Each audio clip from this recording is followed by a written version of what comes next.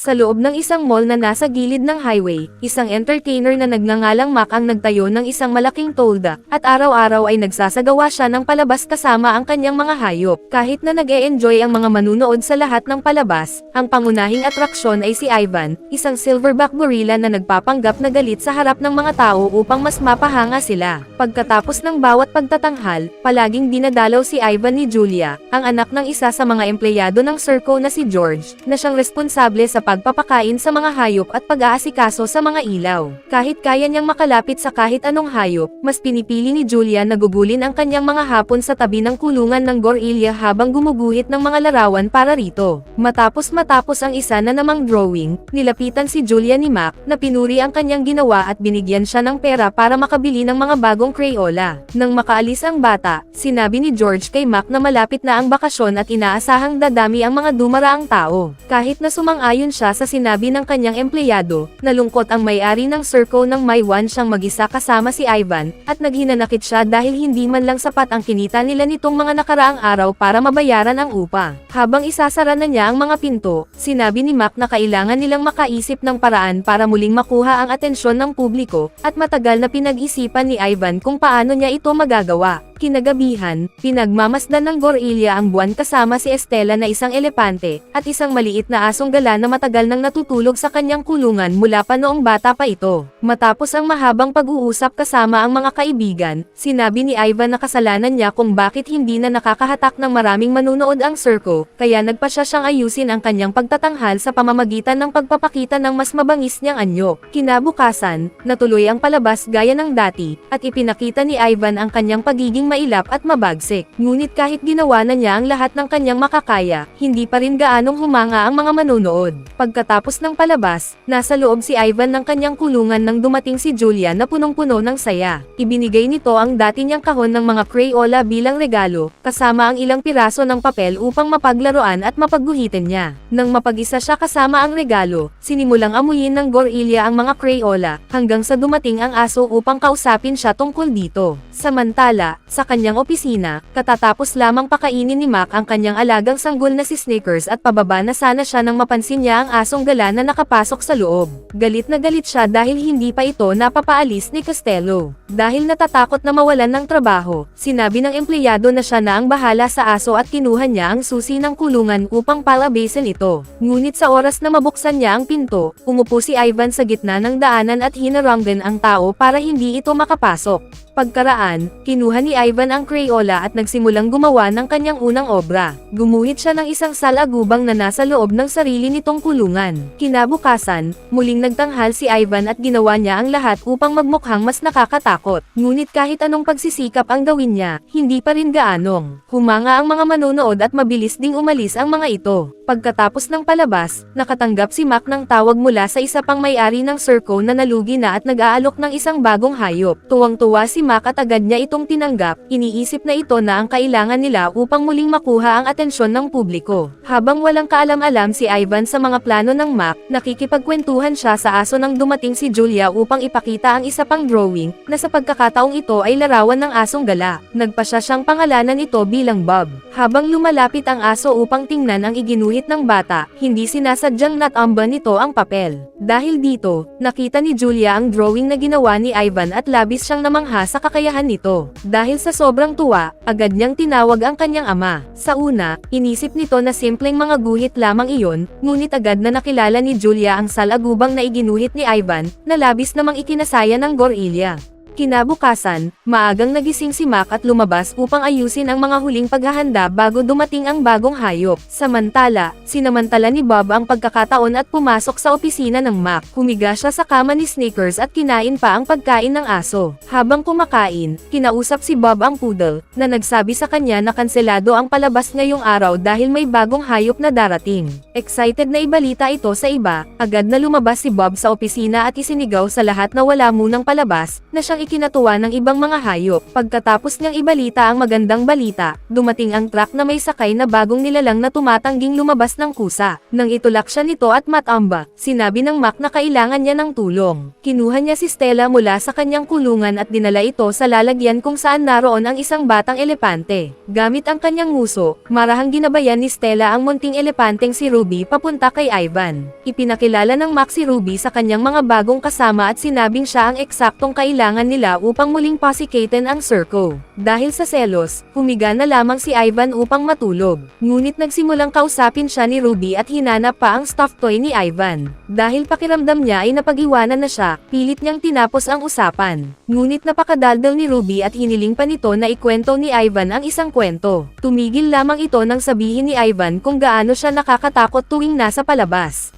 Kinabukasan, muling nagkaroon ng pagtatanghal at ginawa ni Ivan ang lahat upang takutin ang mga tao. Ngunit bago pa niya matapos ang kanyang palabas, isinara ni Mac ang kurtina at sinabi na oras na upang makilala ng mga manunood ang bagong pangunahing atraksyon ng Circo, si Ruby. Dahil ito ang unang pagtatanghal ng Ruby, sinamahan siya ni Stella sa entablado at Inal Alliance sa buong palabas. Dahil dito, inakala ng mga tao na mag-ina ang dalawa, na lalong nagpakyot sa kanilang paningin. Mas masigla kaysa dati ang palakpakan ng mga manonood, at dahil dito ay muling sumikat ang Circo. Upang makakuha pa ng mas maraming atensyon, inilagay ni Mac ang larawan ng Ruby sa ibabaw ng poster ni Ivan. Dahil dito, mas lalo pang nakaramdam ng pag-iisa ang Gorilla. Pagkatapos ng isa pang palabas, nilapitan ni Julia si Ruby at binati ito sa mahusay nitong pagtatanghal. Habang kausap niya ang batang elepante, napansin niyang hindi na itinatapak ni Stella ng maayos ang kanyang paa. Agad niya itong sinabi sa kanyang ama, na siya namang nagsumbong kay Mac. Nag-aalala, sinuri ng may-ari ng Circo ang paa ni Stella upang hanapin kung may sugat ito, ngunit wala siyang nakita. Dahil dito, pinaghinalaan niyang may impeksyon ang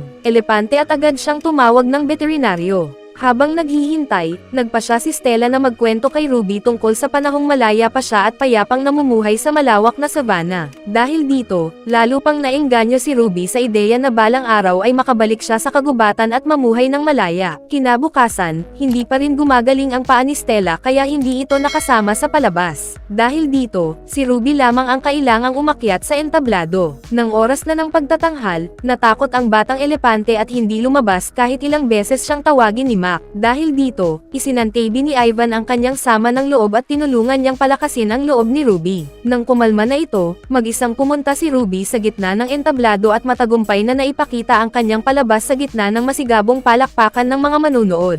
Pagsapit ng gabi, napansin ni Ivan na hindi makatulog si Ruby dahil sa gutom. Kaya naman, gumuhit siya ng isang carrot at ibinigay ang papel kay Ruby. Habang yakap ang guhit, hiniling ng batang elepante kay Ivan na magkwento. Dahil dito, ikinwento ni Ivan ang kanyang pagkabata noong masaya pa siyang namumuhay kasama si Mac at ang asawa nito. Dahil isa pa lamang siyang sanggol noon, malaya siyang nakakapunta kung saan-saan at naging paborito ng mga tao. Dahil dito, naisip ni Mac na pagkakitaan ang munting Gorilla sa pamamagitan ng pagpapakuha ng litrato kasama ito. Ngunit habang lumalaki si Ivan, lalo siyang nagiging magulo at minsang nasira pa niya ang bahagi ng bahay ng mga tao. Dahil dito, labis na nagalit ang asawa ni Mac at tuluyan itong umalis, at hindi na kailanman bumalik pa. Matapos maiwan ng kanyang asawa, nagpa siya si Mac na magbukas ng isang siren. Mula noon, nanatili na si Ivan sa kanyang kulungan, habang isa-isang bumibili si Mac ng iba pang mga hayop upang maging bahagi ng kanyang palabas. Habang nakikinig sa kwento, nakatulog si Ruby at humiga sa tabi ng kulungan ni Ivan. Habang matutulog na rin ang Gorilla, tinawag siya ni Stella at nagbabala na hindi na siya magtatagal pa. Bago siya tuluyang mawala, pinangakoan ni Ivan si Stella na aalagaan niya si Ruby. Sinabi rin ng elepante na nais niyang magkaroon ng buhay si Ruby sa kagubatan, malaya at malayo sa mga kulungan. Pagkarinig ni Ivan sa hiling ni Stella, agad niya itong pinangakoan na magkakaroon si Ruby ng ibang buhay. Nagpaalam siya sa kanyang kaibigan, at hindi nagtagal ay tuluyan nang namaalam si Stella at nagtungo sa paraisong para sa mga hayop. Matapos mawala si Stella, labis na nalungkot ang lahat sa Circo. Lumapit si Mac kay Ruby upang pakalmayan ito at hindi nagtagal ay simulan na niya ang pagsasanay sa batang elepante. Habang Habang pinagmamasdan sila mula sa malayo, napansin ni Julia na pagod na si Ruby at nakiusap kay Mac na itigil muna ang pagsasanay. Ngunit tumanggi ang lalaki at patuloy na pinilit si Ruby. Mula sa kanyang kulungan, nakita ni Ivan ang lahat at nagpasya siyang makialam. Naglabas siya ng malalakas na ungol na para bang pinapaalis si Mac at pinagsasabihan itong tigilan na ang munting elepante. Ngunit kahit na nagrereklamo ang gorilla, hindi ito pinansin ni Mac. Si Ruby mismo ang nagpatigil sa kanya nang bagahan siya nito ng tubig mula sa kanyang nguso, na tumama mismo sa mukha ng lalaki at ibinunyag ang kanyang tunay na pagkatao bilang si Heisenberg. Basang-basa at halos wala ng buhok, sa wakas ay tumigil si Mac. Samantala, nagsimulang gumuhit si Ivan ng isang susi ng kulungan, umaasang mauunawaan ni Julia ang ibig sabihin nito at palalayain sila upang makapunta sa kagubatan sa kabilang bahagi ng highway. Kinabukasan, maagang dumating si Julia at binati ang lahat ng mga hayop. Paglapit niya sa kulungan ni Ivan, iniabot ng gorilla ang papel. Ngunit bago pa ito maintindihan ng bata, dumating si Mac at hiniling na makita ang mga guhit. Nang malaman niyang si Ivan ang gumawa ng mga iyon, agad niyang naisip kung gaano ito makakaakit ng mga tao. Kaya inanunsyo niya sa telebisyon na marunong gumuhit ang kanyang gorilla. Dahil dito, dumami ng husto ang mga manunood at muling naging pangunahing atraksyon si Ivan. Sa kabila nito, hindi mukhang masaya ang gorilla at patuloy lamang niyang pinagmamasdan si Ruby habang naglalaro. Nang dumating ang oras ng kanyang pagtatanghal, kumuha siya ng isang tisa at tinitigan ang mga tao. Ngunit sa kabila ng pangungulit ng tagapagpakilala, ni isang guhit ay wala siyang ginawa at bumalik na lamang siya sa kanyang kulungan sa gitna ng palabas, na labis na ikinadismaya ng lahat, lalo na ni Mac. Pagkatapos ng pagtatanghal, pumunta si Mac sa kulungan ni Ivan upang kausapin ito at doon niya napansin na naroon pa rin si Bob. Galit na galit siya kaya tinawag niya si Costello at nagbantang sisibakan ito kapag hindi niya mapaalis ang aso. Habang naghahanda ang tao ng lambat upang hulihin si Bob, kinausap ng aso si Ivan at nalaman nitong may plano ang gorilla upang makaalis silang lahat. Sinunod ni Bob ang utos ni Ivan at nilapitan si Costello, saka ito kinagat sa likuran upang maakit papunta sa kulungan ni Ivan, na kunwari ay natutulog lamang. Pagpasok ni Costello sa teritoryo ng gorilla, bigla itong tumalon sa kanyang harapan. Sa sobrang takot, agad na nawalan ng malay ang empleyado. Nang maging malaya ang daan, pinalaya ni Ivan si Ruby at ang iba pang mga hayop. Magkakasama silang nagtungo sa nakasarang labasan. Gamit ang kanyang napakalakas na katawan, winasak ni Ivan ang pinto at sa kauna-unahang pagkakataon sa kanilang buhay ay nakalabas silang lahat mula sa mall. Pagdating sa labas, sinabi ni Bob na alam niya ang daan papunta sa kagubatan, kaya agad siyang sinundan ng lahat patungo sa highway. Habang tumatakas ang kanyang mga hayop, nakatanggap naman si Mac ng tawag mula kay Costello, na nagsabing nasa loob siya ng kulungan ng mga hayop. Nalitaw si Mac at tinanong kung ano ang nangyari. Sinabi ng empleyado na nawawala ang lahat ng mga hayop, dahilan upang mataranta ang may-ari at agad na umalis ng bahay. Samantala, narating ng grupo ang gilid ng highway at simulang tumawid. Ngunit ang maliit na truck ni Murphy na kuneho ay naipit sa pagitan ng dalawang linya ng kalsada. Kasabay nito, may paparating na sasakyan na direktang top-ang-go sa kuneho. Agad na tumakbo pabalik si Ivan sa gitna ng highway at sa huling sandali ay naisagip niya si Murphy bago pa ito mabangga. Nang makatawid sila sa kabilang bahagi ng kalsada, masaya silang tumakbo papunta sa kagubatan. Ngunit nang unti-unti na nilang nalalasap ang kalayaan, napagtanto nilang isa lamang pala itong maliit na reserbang kagubatan na napapalibutan ng syudad. Habang iniisip nila kung ano ang kanilang gagawin, dumating si Mac sa lugar at simulang maglakad papunta sa kagubatan. Nang makita ni Ivan ang liwanag mula sa kanyang ilawan, pinagtago niya ang lahat sa mga palumpong at sinubukang takutin ang lalaki upang paalisin ito. Ngunit nagawa ni Mac na pakalmayan si Ivan at dinala niyang muli ang lahat pabalik sa mall. Dahil dito, pakiramdam ng gorilla ay nabigo siya sa kanyang misyon. Dahil gusto niyang malaman kung ano talaga ang hitsura ng kagubatan, hiniling ni Ruby kay Ivan na ikwento ang kanyang buhay bago niya nakilala si Mac. Sa una ay sinabi ng gorilla na wala na siyang maalala. Ngunit matapos ang kaunting pangungulit, pumayag din siya at nagsimula magkwento. Ikinwento ni Ivan kung paano siya palihim na humihiwalay noon sa kanyang grupo upang gumuhit sa putik at sa mga bato. Kasama ang kanyang mga magulang at kapatid na babae, masaya niyang ginugol ang kanyang mga araw sa paglalaro kasama ang iba pang mga gorilya. Ngunit nagbago ang lahat nang dumating ang mga tao sa kagubatan upang manghuli ng mga hayop. Noon nagsimula ang kanilang pagtakas. Inilagay ng ama ni Ivan ang munting gorilya sa kanyang likuran at mabilis na tumakbo sa gitna ng kagubatan hanggang sa marating nila ang isang napakataas na puno. Doon, inilagay ng silverback gorilla si Ivan sa pinakatuktok at siya mismo ang humarap sa mga tao upang protektahan ang kanyang pamilya. Ngunit kahit na napakalakas niya, wala siyang nagawa laban sa mga baril ng mga tao. Mula ng araw na iyon, hindi na muling nakita ni Ivan ang sinuman sa kanyang mga kauri. Ang tanging alaala na lamang niya ng kanyang grupo ay ang kanyang stuffed gorilla. Pagkatapos ng kanyang kwento, nang hinayang si Ivan dahil hindi niya nagawang ipagtanggol ang kanyang pamilya. Ngunit si Ruby ang siyang umalo sa kanya at nagsabing mahal siya ng kanyang ama kung ano man siya. Matapos ang kanilang pag-uusap, natulog na si Ruby at kinabukasan ay ipinagpatuloy nito ang pagsasanay kasama si Mac. Habang pinagmamasdan ni Ivan si Ruby, dumating si Julia dala ang isang regalo. Isa itong set ng finger paints na natanggap niya mula sa kanyang tiyahin. Nang lumapit ang gorilla, sinabi ni Julia na nalaman niya ang nangyari at tinanong kung ayaw na ba nitong manatili roon. Kahit hindi niya kayang tulungan si Ivan na makaalis, sinabi ng bata na kaya siya simulang gumuhit ay dahil malaya siyang mapuntahan ang kahit saan sa pamamagitan ng kanyang imahinasyon. Sinabi rin niya na isa ring artist si Ivan at kaya rin nitong gawin iyon.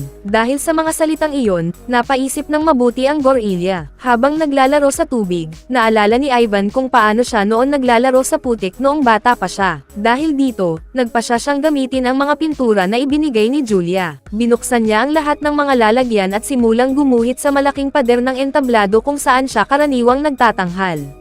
Samantala, sa labas ng circo, lumapit ang isang mamamahayag kay Mac at sinabi rito na may mga ulat na may nakakitang mga hayop sa highway, kabilang na ang isang gorilla. Alam ni Mac na magiging malaking iskandalo ito, kaya itinanggi niya ang mga paratang at tiniyak na nasa loob pa rin ng circo ang lahat ng mga hayop. Inanyayahan pa niya ang mamamahayag na panoorin at kuhanan ng video ang palabas. Pagkatapos ng pag-uusap, lumapit si Mac kay George at ipinaalam ang pagdating ng mamamahayag. Sinabi niyang maaaring tuluyang magsara ang circle kapag nalaman ng mga tao ang katotohanan, kaya nakiusap siya kay George na ilihim ang nangyari. Matapos iyon, sinimulan ni Mac ang palabas at isa-isang ipinakilala ang kanyang mga hayop. Ngunit nang dumating na ang pagkakataon ni Ivan, hindi ito kumilos at ipinagpatuloy lamang ang pagpipinta ng tanawin ng kanyang dating tahanan. Nang makita ng mga tao ang obra, namangha sila at masiglang palakpakan. Ngunit naunawaan ni Julia ang tunay na kahulugan nito. Alam niyang iginuhit iyon ni Ivan dahil iyon ang lugar na nais niyang balikan. Agad na tumakbo si Julia upang kausapin ang kanyang ama. Nang makita siya ni George, pinuri niya ang anak dahil sa pagbibigay nito ng mga pintura kay Ivan. Ngunit sinabi ni Julia na hindi iyon ang mahalaga, dahil ipininta iyon ng gorilla dahil iyon ang lugar na gusto nitong puntahan. Sinabi rin ng bata na dapat nilang tulungan si Ivan at iminungkahi niyang kausapin ang mamamahayag. Kahit na maaaring malagay sa alanganin ang kanyang trabaho, pinayagan siya ni George na gawin ito. Punong-puno ng sigla, tumakbo si Julia papunta sa mamamahayag at ikinwento ang lahat. Nang nalalaman niya, hindi nagtagal, kumalat ang balita at napakaraming tao ang nagtipon sa paligid ng mall upang ipanawagan ang kalayaan ng mga hayop. Nang makita ni Ruby ang napakaraming tao, nagtanong ito kung may nagawa ba silang ikinagalit ng mga tao. Ngunit sinabi ni Ivan na kabaligtaran ang nangyayari. Gusto silang tulungan ng mga tao na makamit ang kanilang kalayaan. Dahil sa matinding presyon ng publiko, nagpasya si Mac na itigil na ang kanyang mga palabas at ibigay ang lahat ng kanyang mga hayop sa zoo. Nang dumating ang mga biologist upang kunin ang mga hayop, kinabahan si Ruby at tinanong si Ivan kung paano niya mapapabuti ang pakikitungo sa ibang mga hayop. Upang mapagaan ang loob nito, nagbiro si Ivan at nagkwento ng ilang nakakatawang bagay. Excited sa ideya na makakakilala ng iba pang mga elepante na kagaya niya, sinabi ni Ruby na ikukwento niya sa kanila ang kanyang naging buhay sa circo. Pagkatapos ay masaya siyang lumapit sa isa sa mga biologist. Matapos makaalis ang lahat, nagpaalam si Ivan kay Bob at ibinigay sa aso ang kanyang stuffed gorilla bilang alaala. Habang paalis na si Bob, biglang dumating si Mac. Dahil sa takot, sinubukan ni Bob na tumakbo. Ngunit wala nang balak si Mac na pigilan siya. Sa halip, sinabi niya rito na huwag mag-alala at hinayaan niya itong umalis ng payapa. Nang maywan silang dalawa ni Ivan, sinabi ni Mac na naging napakasaya ng lahat ng kanilang pinagsamahan samahan. Pagkatapos ay inilabas niya ang isang litrato noong araw na iniuwi niya si Ivan at sinabing iyon ang pinakamagandang panahon ng kanyang buhay. Dahil sa matinding emosyon, lumapit si Ivan sa kanyang taong kasama at marahang isinandal ang kanyang ulo rito, na naging dahilan upang mapaluha si Mac. Pagkaalis ni Ivan, binati siya ng dating may-ari ng circle ng magandang kapalaran at sinamahan siya hanggang sa labasan. Doon, sinabi ni Mac na mamimiss niya ang gorilla. Matapos ang kanilang pamamaalam, tahimik na umalis si Mac at iniwang bukas ang pinto, na nagbigay daan sa mga biologist upang lapitan at iligtas si Ivan. Dahil natupad na ang kanyang misyon, kusang pumasok si Ivan sa transport box ng zoo at hindi nagtagal ay nawalan siya ng malay. Pagkalipas ng ilang oras, nagising siya sa isang puting silid. Dahil hindi niya kilala ang lugar, natakot si Ivan at simulan niyang hampasin ang pinto. Ngunit nagawa siyang pakalmayan ng isang biologist at ipinaliwanag na hindi iyon ang kanyang magiging bagong tahanan. Pagkatapos ay binuksan nito ang pinto upang bigyan siya ng daan patungo sa kalikasan. Masayang lumabas ang gorilla at huminto sa may pasukan upang muling maramdaman ang damo sa kanyang mga paa sa unang pagkakataon matapos ang napakahabang panahon. Inamoy rin niya ang mga bulaklak sa kanyang paligid hanggang sa makita niya ang iba pang matatandang gorilla at ang kanilang mga anak. Habang pinagmamasdan ang iba pa niyang mga kauri, narinig ni Ivan ang tunog ng mga elepante sa hindi kalayuan. Agad siyang umakyat sa tuktok ng isang puno at mula roon ay nakita niya si Ruby, na masayang naglalaro sa tabi ng tubig kasama ang iba pang mga elepante na katulad niya. Sa sandaling iyon, naramdaman ni Ivan na natupad na niya ang kanyang misyon. Sa kanyang isipan, sinabi niya kay Stella na sa wakas ay nakabalik na si Ruby sa kalikasan at natupad na niya ang kanyang ipinangako. Habang pinagmamasdan niya mula sa malayo si Ruby na papalayo kasama ang kanyang bagong pamilya, tuluyan ng napuno ng kapayapaan ang kanyang puso. At bago tayo magtapos ay isa-shoutout muna natin si James Demel, Elvis June Villarreal, Baldion Dom, Alvin Palanya, Francis Kim, Chennai, Bril Bechechino from Manila, Krista Faustino from Bocaue, Bulacan, at Napoleon Dictado from Pandacan, Manila.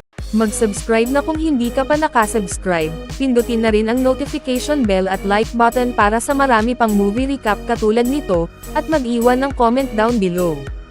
And as always, thank you for watching.